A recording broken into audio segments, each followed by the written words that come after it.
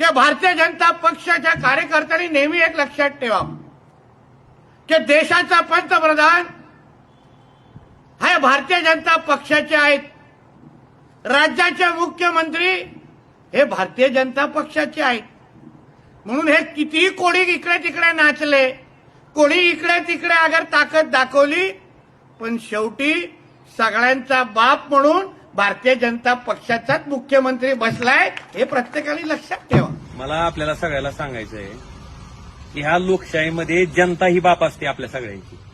कारण जनतेमुळे ही पदं आपल्याला मिळालेली आहेत, जनतेच्या मतामुळे. जर कोण असं समजत असेल की ही पदं मिळाली म्हणजे आपण बाप झालो, तर त्यांना मला अतिशय नम्रपणे विनंती करायची आहे की तुम्हाला एक मला आठवण करून द्यायची आहे की आपण जे आता ही सगळ्या निवडणुका जिंकलात, या निवडणुकीमध्ये नितेश राणे साहेब जवळपास 58,007 इतका त्यांचा मताचा फरक होता.